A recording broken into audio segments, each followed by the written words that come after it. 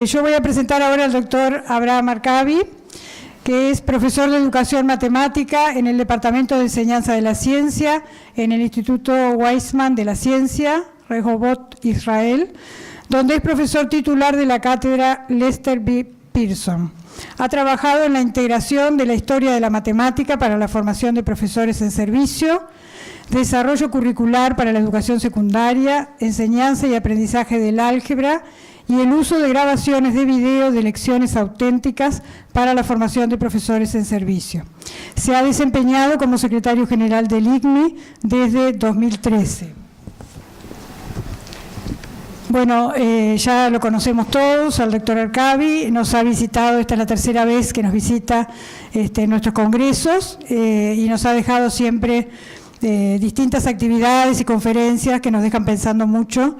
En lo que me es personal, me parece muy importante el foco que él hace, que si bien no va a ser tal vez lo que va a hablar hoy, pero en las prácticas auténticas y en el trabajo con las clases de todos los días, digamos, y no en el foco de las buenas prácticas, que si bien hay recomendaciones, no considerar que hay unas que son buenas y otras que son malas, evaluativamente, digamos.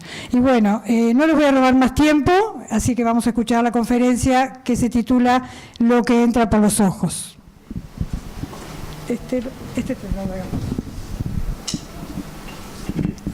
Muchas gracias, Daniela, y quiero... Bueno, yo ya soy figurita repetida acá, todos me vieron ya varias veces. Quiero agradecer muchísimo al CUREM y a la CEMUR, a Gustavo, a Edda, a todos los demás colegas, a los chicos que trabajan tan intensivamente para que todo esto salga bien. La verdad que uno se siente muy a gusto y en casa. Así que muchas gracias. Ayer nos decía Luis que las matemáticas muchos la perciben como, ampliaba él lo que es el hacer matemático, más allá de lo simbólico, de lo deductivo, de lo lógico, a lo corporal, a lo gestual, a lo gráfico, a lo visual. Y por ese lado quiero destacar el rol hoy de la visualización en el aprendizaje y en la enseñanza de matemáticas. Nosotros nos conectamos con el mundo con nuestro aparato biológico, con nuestros sentidos. Esa es una barrera que no podemos saltear, y es un recurso tan fuerte que tenemos que más vale que lo aprovechemos al máximo. Y una evidencia biológica que les quiero presentar es la siguiente. Nuestro aparato visual, dice este tratado de neurobiología, la visión es la fuente de información más importante sobre el mundo. Una gran parte del cerebro se encarga de la visión y del control visual del movimiento, de la percepción, del procesamiento de formas y colores. El nervio óptico contiene más de 1 millón de fibras en comparación al nervio auditivo, que contiene solo 50.000. O sea que nuestro aparato visual es realmente una maquinaria súper poderosa que nos ayuda a conectarnos con el mundo.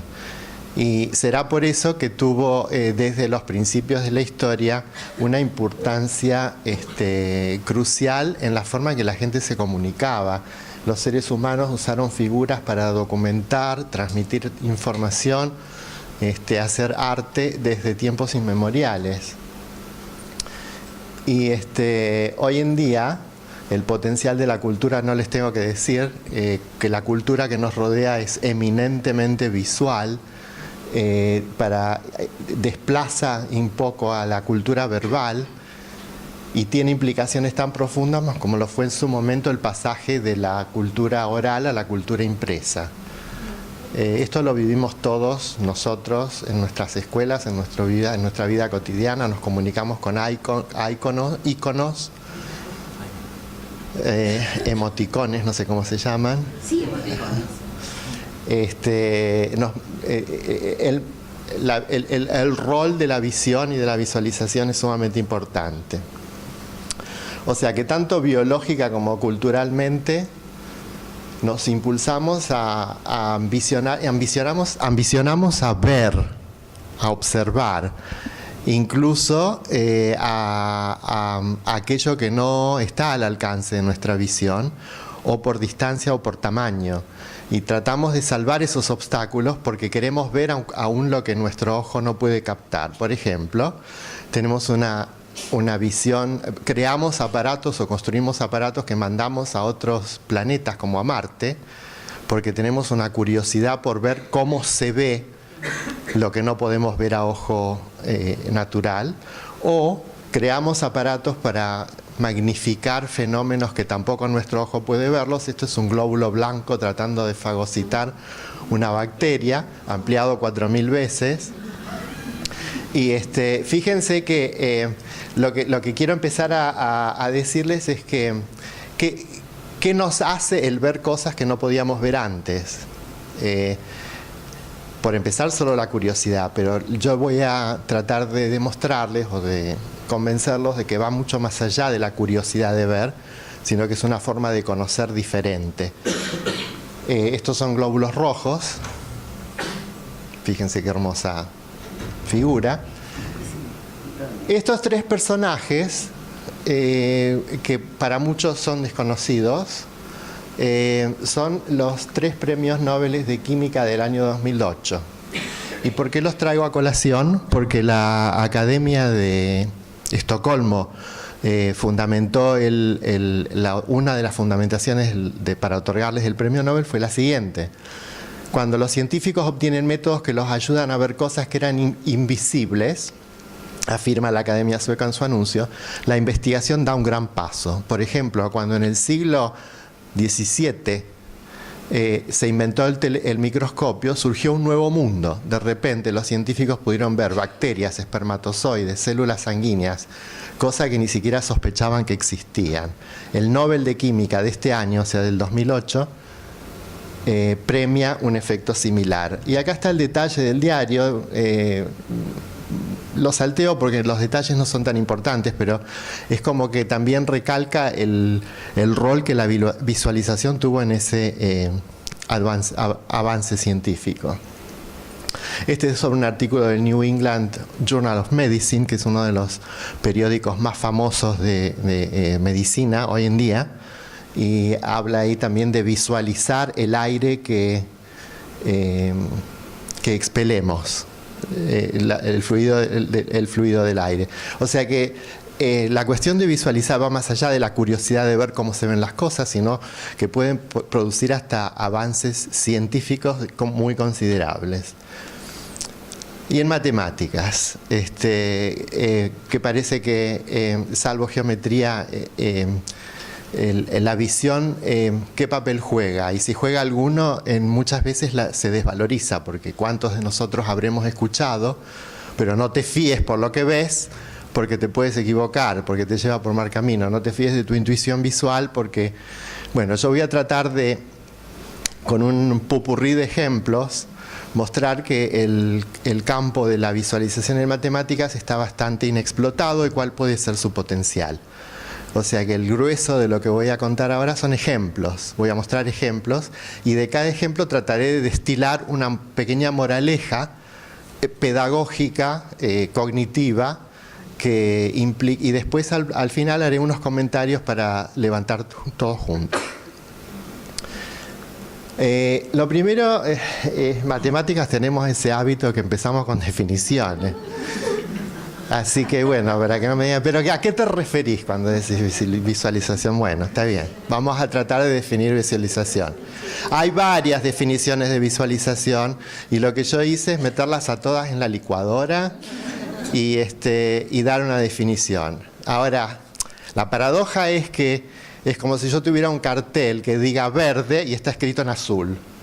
Porque lo que quiero convencerlos de que la visualización es importante y lo que voy a dar es una definición verbal, pero para dar un poco más de respeto a la visualización va a ser verbal visual, para no estar en contradicción con el mensaje. Entonces, la visualización es la capacidad, el proceso y el producto de creación, interpretación, uso y reflexión acerca de íconos, figuras, imágenes, diagramas en nuestra mente, en papel, hoy en día con el uso de tecnologías que le agregan a la parte visual la parte dinámica, con el objetivo de representar y comunicar información, pensar acerca de o desarrollar ideas nuevas y avanzar nuestra comprensión. El grueso de los ejemplos que les voy a dar es para convencerlos de estas tres últimas cosas, que ese objetivo se puede cumplir de distintas maneras y en una manera muy rica en distintos terrenos, no solamente en geometría, que es el obvio campo donde lo visual predomina. Este es un gráfico que ha merecido por muchos años y en muchos libros, no sé si alguno lo ha visto alguna vez o lo conoce. Es un gráfico que se creó en el siglo XIX y ha recibido un montón de comentarios como uno de las mejores exhibiciones gráficas de una historia. Y la historia es la campaña de Napoleón a Rusia en 1812. Ustedes ven dos brazos, uno gris y el otro negro. Gris es el brazo que muestra sobre el mapa la campaña de Napoleón hacia Rusia. El brazo negro implica el regreso de Napoleón después de su derrota. El grosor del brazo indica el número de soldados. Empezó creo que 400.000 y volvió con 20.000 o algo así. Algunos lugares son muy interesantes. Fíjense el brazo negro allá. No sé si se ve la luz. Aquí hay un río ahí. Él empezó la campaña creo que en septiembre y cuando ya empiezan o antes, pero después al regresar ya le tocó el invierno y hay una parte gruesa negra que de golpe se hace, es un salto.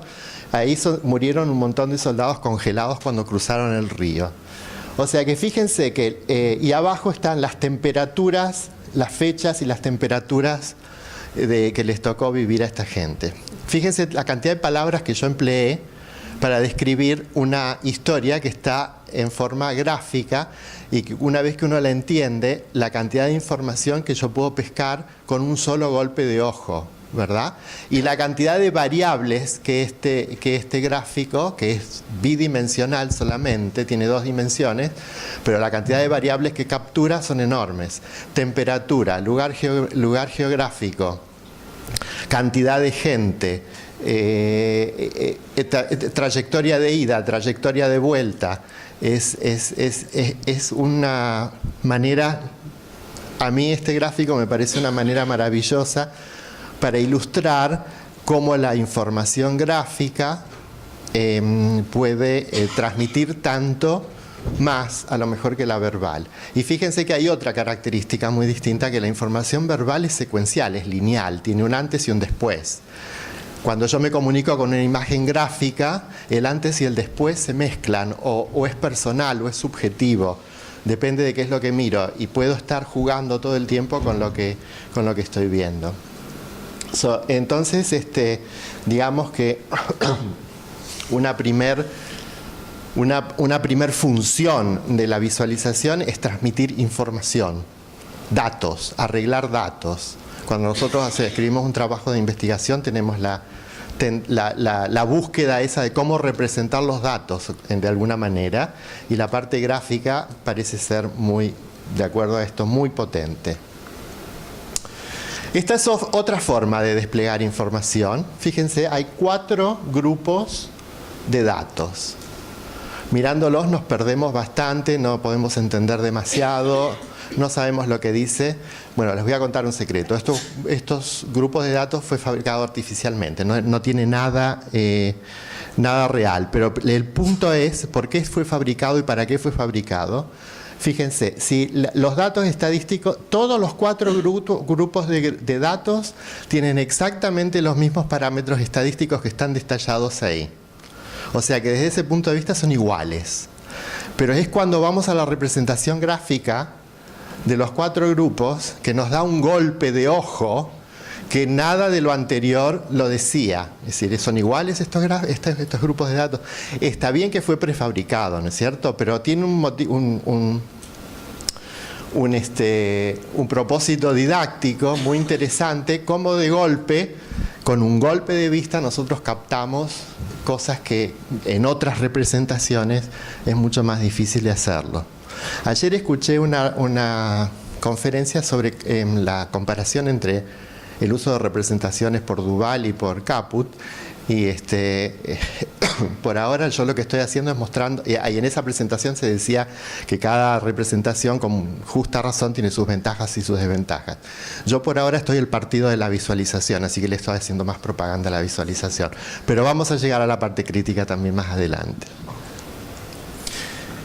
Este es un ejercicio muy simple de aritmética, que proceduralmente lo podemos resolver así, sería la forma más tradicional. Una forma un poquitito más creativa sería esta. Y si tenemos el conocimiento, o si lo tenemos lo recordamos o lo estudiamos, de que en ciertos casos la multiplicación de dos números puede ser igual a la diferencia entre esos números, y estos dos números cumplen esa condición, lo puedo escribir así, y fíjense qué elegante que sale. Podríamos estudiar cuándo la diferencia de dos números es igual a su multiplicación, pero no viene al caso. Son tres formas, pero lo que estas tres formas tienen en común, sofisticada una menos que la otra, es que son formas simbólicas, procedurales, y que no nos hablan demasiado a entender qué es lo que pasa acá. Fíjense una representación visual de esta situación. Lo que está ahí coloreado, a la izquierda arriba, es un noveno. Y lo que yo quiero sumarle es un octavo de un noveno. O sea, lo que quiero sumarle es esto, ¿verdad? Ahora fíjense. Si yo miro esta figura, está compuesta por exactamente 8 uniones de un cuadrado grande y un triángulo pequeño. ¿Se ve? Un octavo. Yo pienso que esta es una forma de entender mejor, y no solo de entender mejor. Por un lado, como esas figuras de donde primero se ve una princesa y después se ve una bruja, ¿la conocen o? Bueno, acá podemos hacer un poco lo mismo, porque por un lado podemos ver el lado izquierdo de la igualdad, que es el cuadrado más el triángulo, pero por otro lado, si lo miramos un poquito diferente, podemos ver el lado derecho de la igualdad, que es el octavo. O sea que fíjense cómo la potencia del medio, de la representación visual, que me permite ver las dos cosas al mismo tiempo y entender un poco más, o que sea un poco más transparente que los tres procedimientos que les mostré antes. Este es otro caso de lo mismo. De que en realidad, claro, acá viene la potencia del álgebra. De un plumazo yo me despacho con todos los casos. Visualmente eso no es tan fácil de hacer. O sea, acá ya estoy diciendo que puede ser que las visualizaciones tengan sus limitaciones, ¿verdad? Pero comparen la forma en que yo me comunico con la imagen y la forma que me comunico con esto, y el tipo de esfuerzo cognitivo que necesita cada uno de estos para ser procesado. Esta es una historia que seguramente yo ya la conté porque hice un montón de kilometraje con esta historia que me encanta. Este es un problema que lo diseñó Seymour Papert, el creador del logo, cuando en 1980 él escribió su libro Mindstorms. Él describe este ejemplo, que es muy bonito y que tiene una implicación profundísima para la educación matemática. Imagínense que ustedes tienen el planeta Tierra y le quieren colocar alrededor del ecuador una soga, un hilo. en su cintura. Imaginémonos en este caso, como hacen los físicos, que la Tierra es una esfera perfecta, no hay montañas, no hay valles, o sea que tenemos una circunferencia que es el ecuador de la Tierra. Ahora dice Papert, figúrense que ustedes quieren levantar este cinturón en palotes de todo a lo largo de la Tierra de 2 metros de alto. Y dice Papert, imagínense, piensen, ¿cuánto más soga necesito? Y la intuición en general, que él dice que toda la gente a la que él, o la mayoría de la gente que le preguntó, dice muchísimos kilómetros de soga. Bueno, el álgebra dice esto. No importa quién sea R es el radio de la Tierra, 6.000 kilómetros, no tiene importancia porque R se va y lo que queda acá es 4pi. O sea que todo lo que tengo que agregarle a esta soga para ponerla sobre 2 metros de alto de la Tierra son 12 metros y algo. Lo cual es sumamente contraintuitivo. No me digan que no. Entonces dice Papert, es un ejemplo hermoso, pero acá no termina la historia, acá recién empieza. Porque él dice, en las clases de matemáticas, un ejemplo como este se usa para decir, ¿vieron? Hay que tener cuidado. Desconfíen de vuestra intuición, porque los va a llevar mal. Todo lo que tienen que hacer es un poco de álgebra y esto los va a convencer. ¿Convencer? Sí, si usted es sofisticadamente matemático, lo va a convencer. Si usted no es sofisticadamente matemático, hay chicos que le van a decir, yo todavía sigo pensando, perdóneme, con todo el respeto al álgebra, que se necesita mucho más soga. Porque la Tierra... Ahora, esta sorpresa no es solo que se necesita poca soga, sino que no depende del radio de la esfera que estoy circulando. Puede ser una manzana o puede ser un universo. En ambos casos, si yo lo elevo por 2 metros, tengo solamente 12 y pico metros. Entonces dice Papert,